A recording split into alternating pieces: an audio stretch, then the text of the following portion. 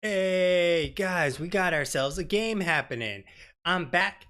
Thank you for hanging out with me. If you did hang out, um, and if you didn't hang out, no problem because it was about an hour of uh of waiting. So I need to switch, I believe.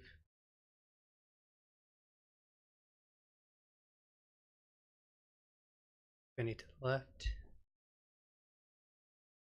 All right, there we go. Thankfully, they also all did the same portraits, which makes this hella easy for me. So thank you so much. And I'm really excited to actually have a game happening tonight. So thank you everyone for joining me for our first series that will actually be happening.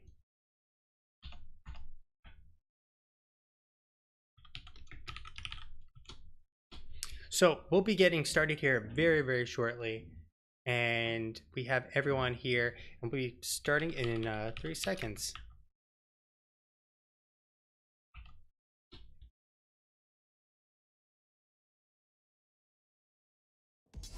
All right. So I'm really excited to see how teams have adapted for the triple ban phase. And the triple ban phase is definitely, not something people are used to in NGS. Obviously, it's been around for a little while, but some of these teams are not as active in terms of scrimming, and some are, very, very casual and just kind of come to NGS to play it out as is. So, if these teams have been practicing with the new triple bans across the board, it'll definitely be, really spicy. So, Lurk Patrol starting things off with the Garage ban. Uh, I think traditionally the Garage has fallen off for a very good reason, in part because you'll see things like Jaina has become significantly more popular in the meta, and Jaina basically bodies Garage. You hit him with a Q. If he doesn't have Indomitable ready, well, he basically can't run forward. If he does have Indomitable ready, well, he has to burn it, and hopefully you've already created the distance needed, unless he timed it perfectly. We also got the Asmodin ban coming on out, which is a solid ban on this map because you spend so much time actually. Since you spend so much time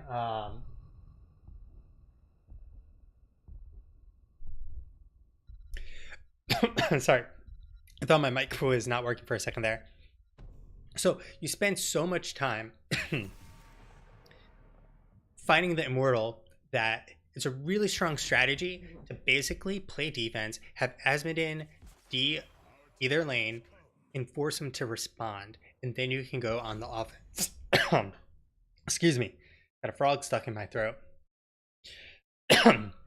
Now, Raynor and Urel, these are kind of very standard bans. Raynor has been put in a better place. Now, is he insanely OP? Probably not. Urel is a very standardish ban, I feel, across the board, just because of the fact that she's such a strong solo laner. We got Artanis coming out. He was tweaked, not completely reworked. He was tweaked, and he is in a generally better place, I feel, than he was prior. Now, it's interesting to see Lurk Patrol put such a high priority on Artanis, though. They do have their solo laner, and he is good for racing. So this is kind of a win-win for him. They ensure their solo lane. They do not have to worry about Urel. And on the other side, though, Johanna and Hanzo are very strong. Johanna provides, the great wave clear, and Johanna will help with Artanis and even Vala now. Those auto attacks will be effectively negated in to a large degree.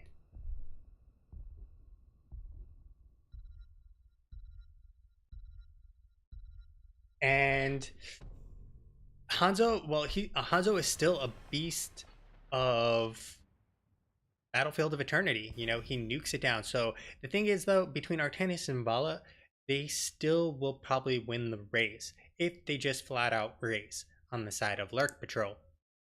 So this is a little bit of a catch-22 where Hanzo tends to work best, in my opinion, when you're trying to race. But against both Vala and Artanis, I'm not sure how that's going to work out for him. Now, the Cassia ban I like because with the Johanna already being shown, Artanis on the table, Vala on the table, Cassia would be a really spicy pick on the side of GF Gaming. Now, Diablo ban, definitely solid takeout, one of the better tanks as they have yet to draft him. Muradin still is available though, and he is quite strong. And everyone else is kind of somewhere in the middle of the pack in terms of how well they do. Now, we're going to get Malfurion and Li Ming. I really like this. And it's actually very interesting now because they've drafted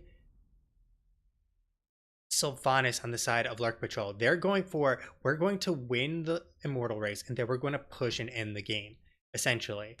Because come level 7, Sylvanas, Vala, Artanis are going to win the race 100%, which means GF Gaming needs to go, really, really ham. And so they're opting for the defense with the Alarak here, which is definitely a spicy pick. You don't see Alarak very often, but with a Vala, a Sylvanas, those are very squishy targets. If they should actually be pulled in, they will be obliterated, which will then come out to be, Reset City. And Reset City is a scary place to be because Li Ming will roll her face on that keyboard and, well, there'll be lots of people dying. So,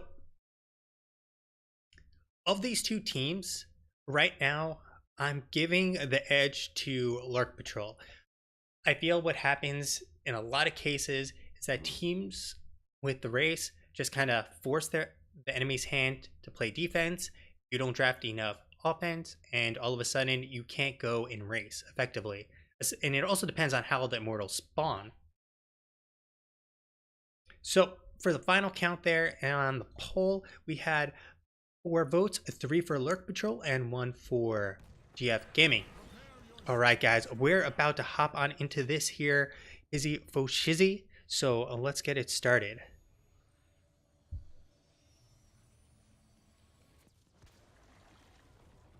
All right. We got Ace on the Muradin, High Def on the Sylvanas, Ector on the Deckard Cain, Gunny on the Vala, and finally we got Manby on the Artanis, and that is going to be a Lurk Patrol. On the other side, we got ourselves Cajun Canuck playing the Li Ming, Pacific Breeze on the Johanna, Star Kitten on the Malfurion, CFC Star on the Hanzo, and finally Zelinruk on the Alarak. What's interesting is that Alarak is actually going to be in the solo lane, and we'll see how well he does up there. Traditionally, a lot of people don't play Alarak in a solo lane anymore, and so we're going to take a look at what talent he did choose. He did pick up the sustaining power instead of his questing lightning, which is probably the most popular at this point. A lot of damage being dealt out over to Ace and Pacific Breeze as well.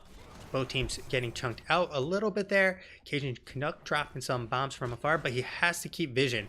Very nice job from Pacific Breeze to actually just head straight to the bush, which then prevented Ace from dropping the hammer onto Canuck.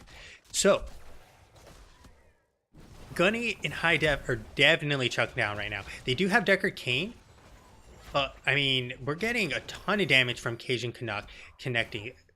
Perfect missile there, landing all 3 in the bot lane, and they're now starting to siege this. They do have the advantage that Li Ming can literally just drop bombs from afar and keep knocking on that tower.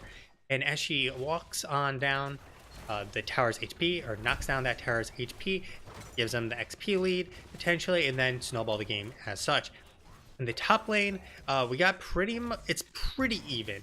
Alarak is definitely not winning, but he's not losing at this point.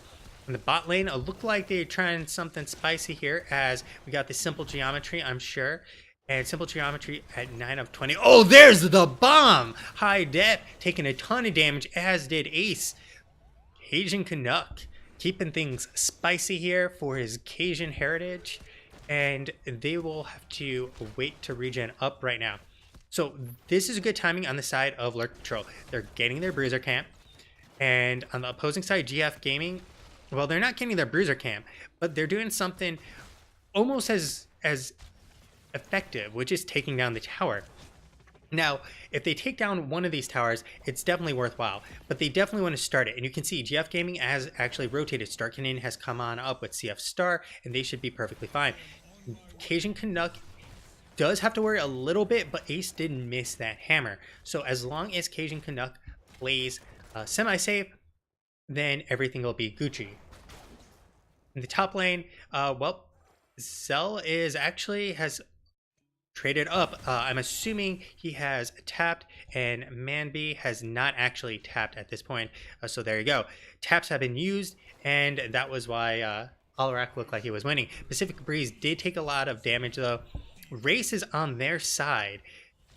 They've already cleared up the Shaman Camp. Shaman Camp has been picked up more perfectly on the side of GF Gaming in terms of timing. But like I said, they're going to lose the race. You can see the Immortals, they do not have the racing potential on GF Gaming. They have to fight. They do have the advantage of forcing them to rotate up, so they 100% should be defending this right now. Because if they defend this as 4 and let Hanzo do his thing, they'd be in a much better place. Stun coming out onto high def, not what they wanted, and it actually goes over to, or comes out to be a very close race. And now the problem is they have Sylvanas. This Shaman Camp got a ton of value. What they should have done was had Li Ming, Johanna, Malfurion, and Alarak all go to defend. While really Hanzo is the only person who stays to race.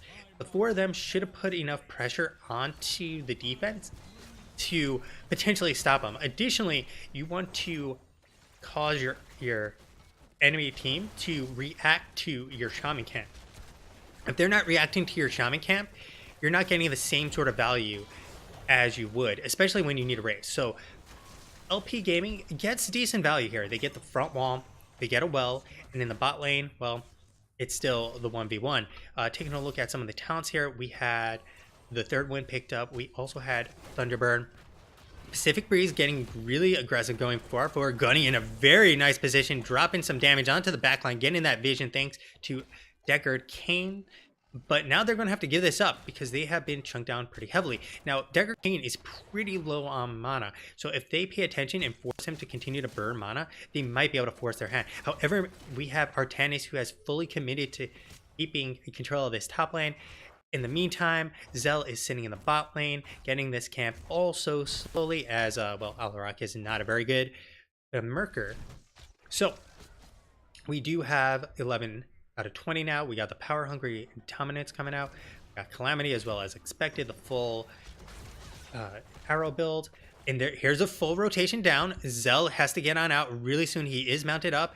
The stun is not going to be able to get there in time. And Zell completely jukes out Gunny. Multi-shot. So, they're not going to get too much out of this. And they now know where everyone is on the side of Lurk Patrol. And they can siege this up, get some more value. I'm surprised they didn't actually try to complete the kill on that tower. Instead, they're going to collapse down because they don't want Sylvanas to actually get these towers. Pacific Breeze coming in, getting the condemn. They're looking for Hector, but it's not going to matter. Malfurion's root zoning a little bit. Ace taking a lot of damage, but it's not going to be enough. The swab Zell has been pulled on back, but that's not who they really want, as he's pretty safe. Gunny taking a bunch of damage as well now. He's going to have to back on out, and it is pretty much just people playing some footsie, and, well, it's off to the races. Now, like I said, I'm betting on the horses of LP for these races because they need Hanzo to just chunk down and then force the fight once they get some map pressure, but they have no Shaman Camp actually ready to go. You can see on the other side, LP is going to do exactly that because they have the ability to defend in the meantime. And they know, or have assumed on GF, that Artanis is doing the camp. And so they're going to try and get as much as they can out of this right now. Pacific Breeze going on in, going to dodge the scroll, and there's the bomb being dropped from Cajun to both poke the Immortal and the enemy team simultaneously. But now they have to react, GF Gaming. This is not what you wanted to do. GF Gaming should have been playing defense, getting the Bruiser camp, and really, you know, kind of just playing ring around the rosy with them. You're going to do that, we're going to do that too, and we'll sit here and defend. You're not going to race while we have Johanna, Li Ming, and Alarak. So now the full man has pressed on in. Hanzo is bottom, which means they're not going to get those stacks that they desperately want. Very nice condemn coming on in. Gunny has taken a lot of damage. Ace going to be eating the orb and the missiles, which is exactly who you want to hit it. Oh, Star Kitten, though, has been pulled in for Manby, and say goodbye to the furry bird.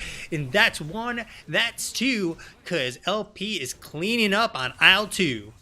So, that was excellently executed on the side of LP. They picked themselves up the very first 2 kills of the game with that, and now they're off to, you know, try and race as much as they can. But this is not a team that can win the game on the side of GF Gaming without winning the Immortal, because with Sylvanas, well, they push endlessly. They push significantly more than anyone else will push. So now level 10s are about to hit, and this is going to be absolutely brutal. We have the Skullcracker coming out. I'm actually not a fan of the Skullcracker, especially when you have available the Heretic Cube. Oh, a lot of damage coming out onto Ace once again. But it does provide CC. Ace having to pop that Avatar. 10s have been picked up. Cajun looking for the reset here, but it's not going to be coming anytime soon. The swap, and CF Star just manages to get out of dodge. A nice juke on the side of CF. Once again, hop on over that wall. Star Kitten, though, a little too far forward, out of position. And LP picks up the kill. And, yeah, they really punished that. So now this is a Half-Life Immortal pushing on in. There comes the scroll. Swap. There they go. They pick up another kill. This might actually be game. Pacific Breeze is down for the count. Cajun Canuck and Zell, the only man remaining. Ace going on deep, looking for the kill on Zell. Zell will be staying alive. Manby is looking for the swap. Not going to be able to throw it on out as Cajun gets behind the walls. But this is a 5v3 right now with an Immortal helping in tow. So they have 4 seconds before Johanna is back up. Cajun has to get on back. Core is dropping 50% and falling really fast. No resets yet. There's one. There they go. They have their 10s. They're cleaning up. And there they go. They save the game for now. Hector, a last man standing, trying to get out. Oh, no. Cajun Canuck. But it shouldn't actually matter. The pull, the kill. And this is pretty much... they just run it down bot lane and end the game. Pretty much there's nothing they can do at this point on the side of GF to reasonably recover if LP doesn't do anything insane. If LP just plays it nice and slow, even if they get the Immortal, LP just goes in backdoors. If they win the Immortal, they just go in and end the game bottom. So like it's a terrible situation for GF Game right now. The only way for them to win is to force a fight like this right now. And going in deep, there's the stun onto Vala. The silence misses, but Reset City has connected, and there is the Lorenado pushing them back along with the 5-man blind. But this is actually really solid. They've killed Vala. However, the death timers are too low. 20 seconds, and literally Vala respawns to fight for the Immortal. This is not what you want. Timing is crucial in Heroes of the Storm. Killing someone is great, but killing them when it essentially doesn't matter is not so great, because they blew a bunch of heroics. Thankfully, heroics will be up very shortly. Oh, Cajun getting swapped back in. This is their last hope. Cajun, a nice try from Zell to save the day. A beautiful silence. Cajun is back on in it, going on it. They pick up the kill, though, on the side of Lurk Patrol onto Johanna, but Cajun going back on in, picking up a kill on Ace as well, and Starkinen being swapped on back. That is 2 members down on the side of GF Gaming. Cajun coming on in, trying to save the day, but he has absolutely no more mana, and it's a 2-for-2 on both sides. Now, this is what GF Gaming wants. You have one member down, or sorry, 2 members down. They still have their racing potential in part thanks to CF Star and Cajun Canuck. They get themselves the halftime, but the problem is it's Artanis and Vala, and they're both able to actually, DPS. Unfortunately, Puncturing Arrow has not been completed, which is highly beneficial for him.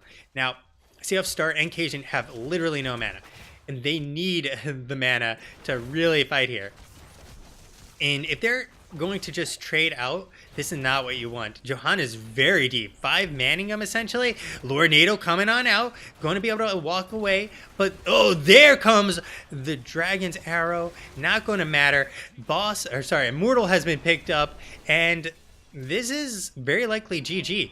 We already have core pressure, double catapults, but in part thanks to terrible level design here, those catapults often go for the middle structure instead of walking it down. But like I said, GF Gaming has to defend bottom while the Immortal free pushes. Zell just making it out. Does he have it up? It's not going to be good. And one thing I want to point out, Zell has Deadly Charge and now Counter Strike. If he had Counter Strike there, he would have survived, and he would have dished out a whole lot of damage. You can see Immortal pushing on the top lane. But this is sort of a win. The positive side here for GF Gaming is that no Sylvanas pushing with Immortal is more beneficial for him. But this is now a 4-man defense without one of their DPS. And they're just going to all in on this course. CF Star, there's the blind. Twilight Dream is not going to be used as it got interrupted there from Lurk Patrol. And say GG as Lurk Patrol cleans up this game rather cleanly overall.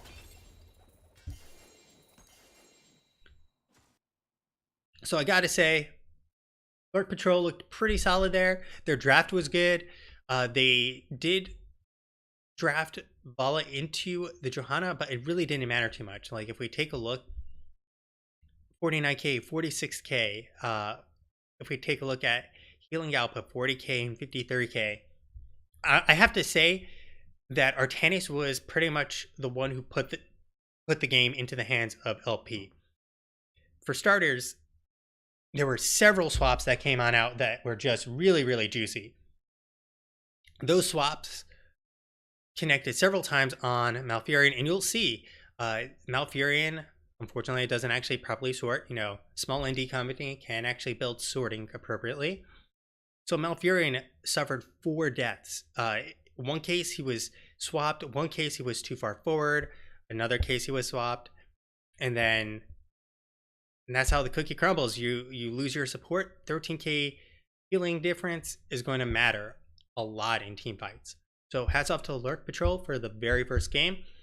And we'll be getting to game number 2 very shortly.